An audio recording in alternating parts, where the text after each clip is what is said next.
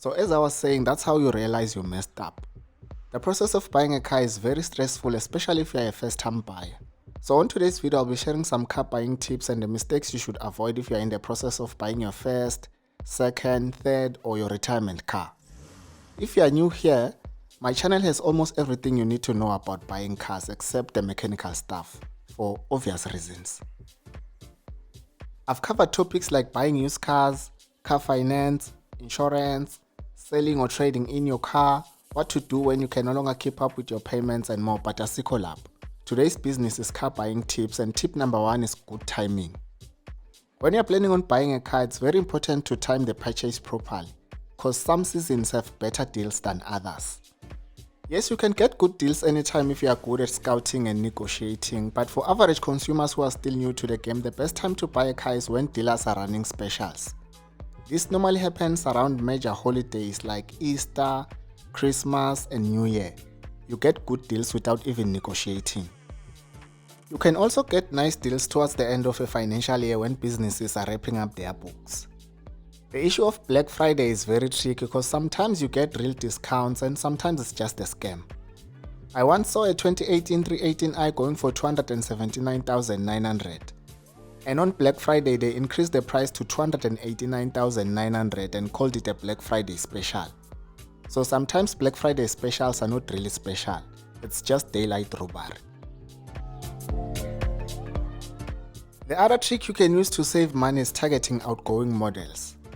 When a new model or facelift is coming, dealers normally offer huge discounts in order to get rid of the old stock. A new ugly Swift is coming, new Picanto is coming, new Seltos, new Tiguan and more, and if you target those cars and time your purchase properly, you can get yourself a nice deal. The only problem with this strategy is that new models often come with updated tech, new features, and in some cases safety improvements. So if you buy the outgoing model, you will miss out on the new features. You have to pick a struggle. Do you want new tech gimmicks at a ridiculous price, or an outdated model at a very low price? The next point we should discuss is interest rates. When it comes to the issue of interest rates, don't apply for car finance without a target. Try to set the maximum interest rate you are willing to accept based on your credit profile. If you don't set a limit, you accept anything. I've seen people accepting 16, 17 or 18% on car loans, and if you are one of them, don't feel attacked. We're just trying to save others. If you've been following the channel for a while, you know last year I was shopping around for a used BMW. So I found a 2018 320d. It was overpriced, but I applied for finance and got an approval. My target interest rate was prime or prime minus. I was not willing to take anything above prime. And they offered me prime plus 1%, meaning my interest rate was going to be 12.75% because the prime lending rate was sitting at 11.75%. And I said no. I tried to negotiate, they gave me a runaround and I walked away. I know some of you are probably thinking, dude, so you walked away because of 1%. My man, 1% is not 1 rand.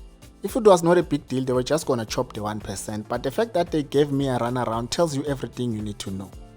And that's why I still don't have a BMW and I'm off the market because the prices are crazy at the moment.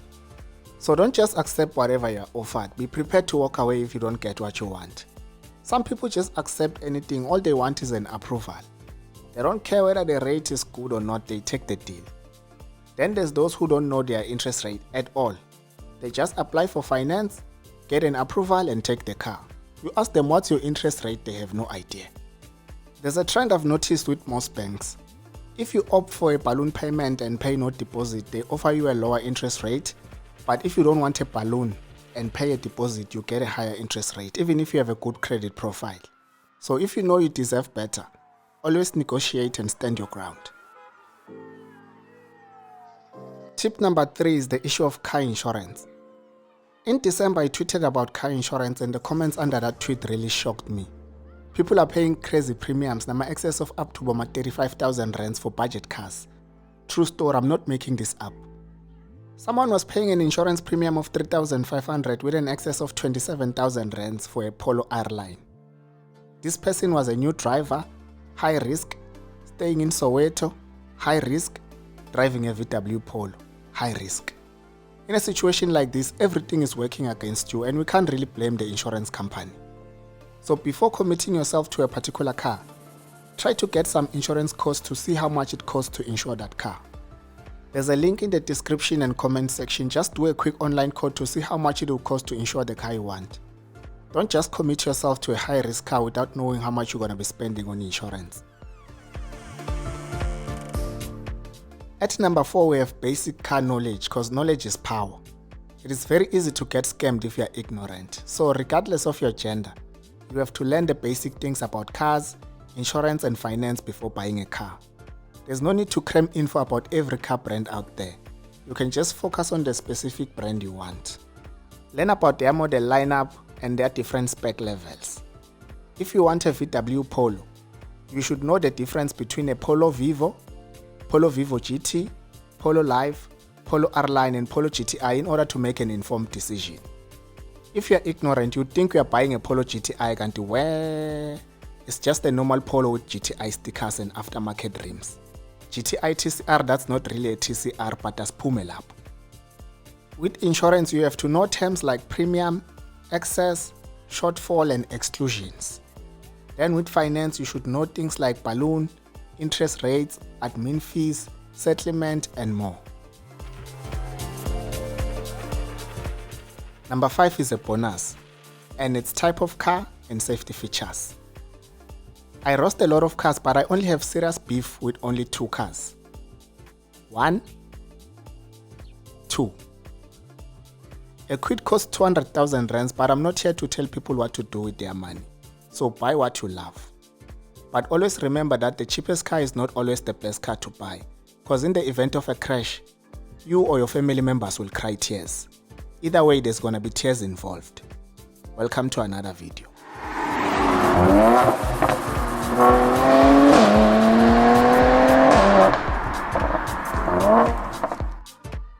On my next video, we'll be checking out a Toyota Rumion for those who've been asking for 7-seater MPVs. Thank you for watching.